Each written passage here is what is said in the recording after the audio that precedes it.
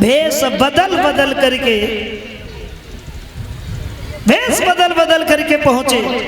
भोले बाबा पार्वती के साथ में भागे, इंद्र इंद्राणी को लेकर दौड़ा, ब्रह्मा जी ब्रह्माणी के साथ में, यानी राम का बाल स्वरूप देखने के लिए।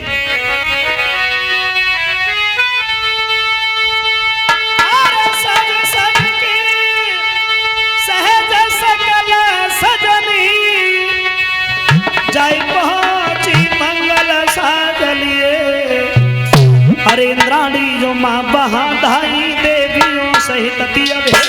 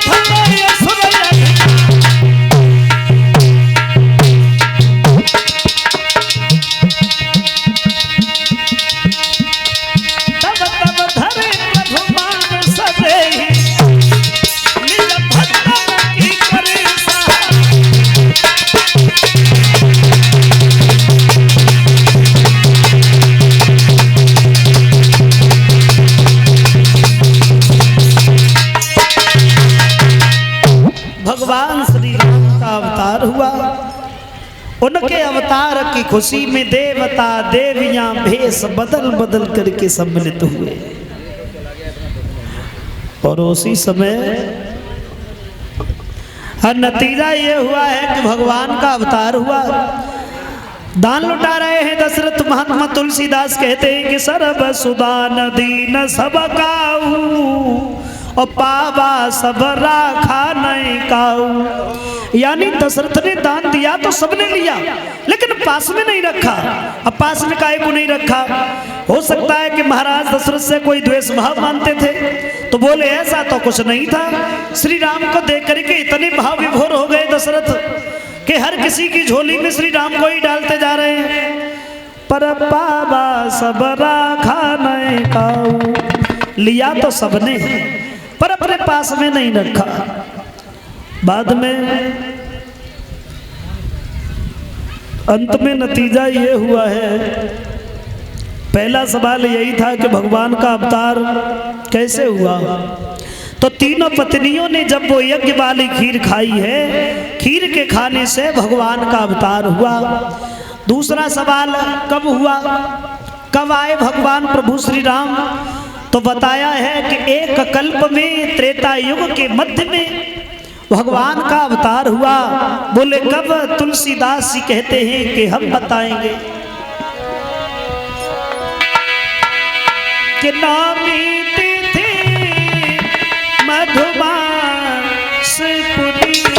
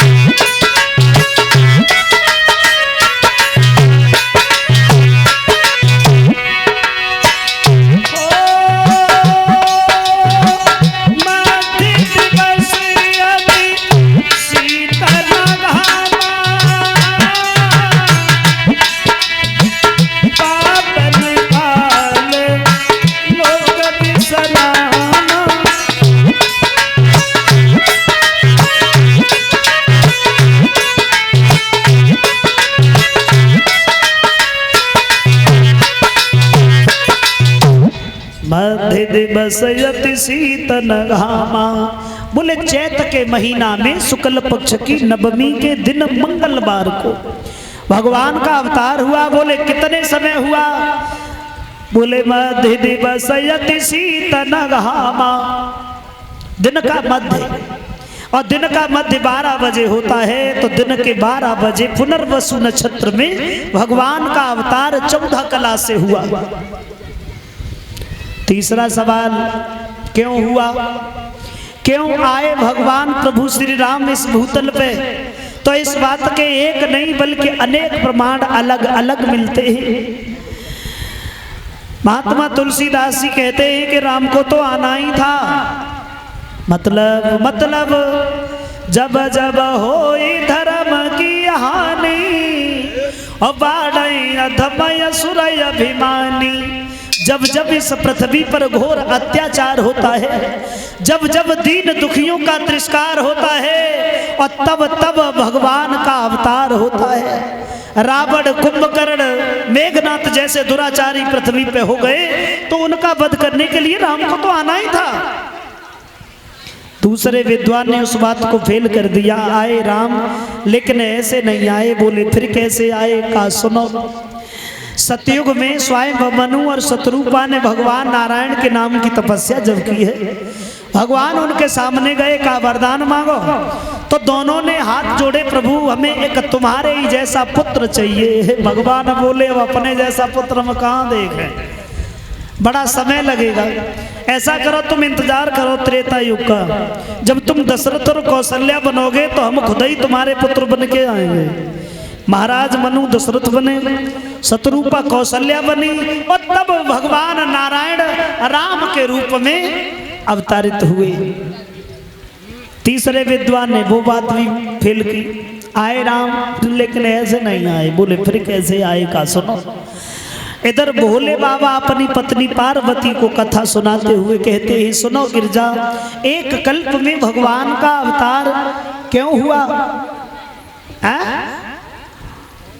तो बताया है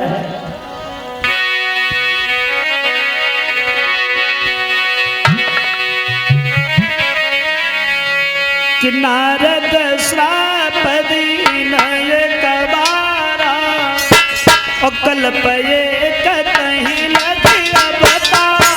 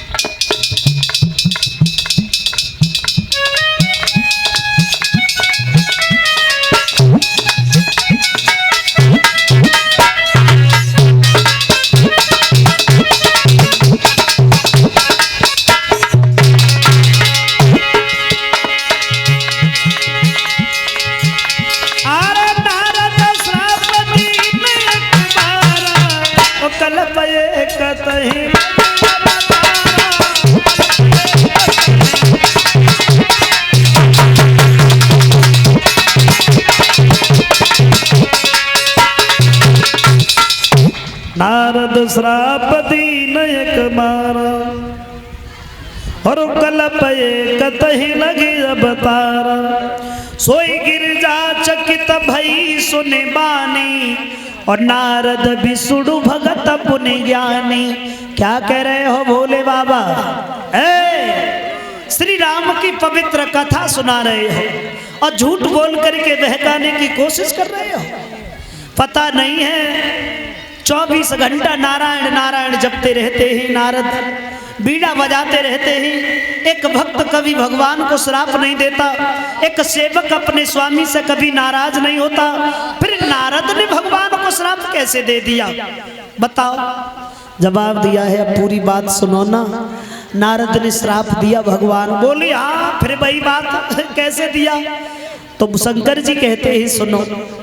एक बार एक बार देव ऋषि नारद दक्ष प्रजापति के श्राप से मुक्ति पाने के बाद में ये हिमालय पर्वत पे ठहरे गए।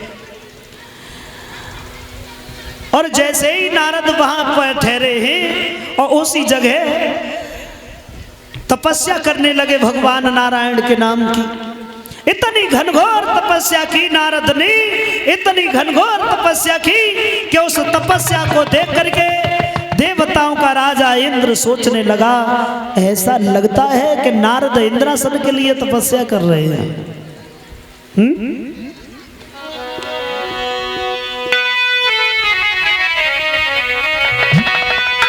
कि सुना सी रमन गई रतिता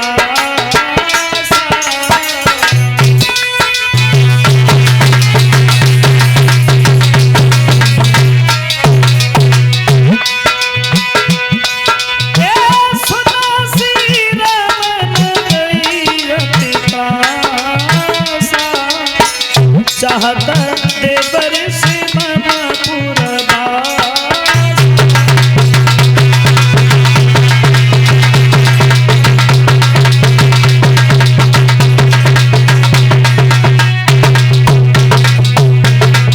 बोले सुना सी रमन गई अति त्रासा और चाहत देवर से मम पुरबासा। इंद्रासन के चक्कर में तपस्या कर रहे हैं नारद। और ये इंद्र जो था, ये इंद्र किसी का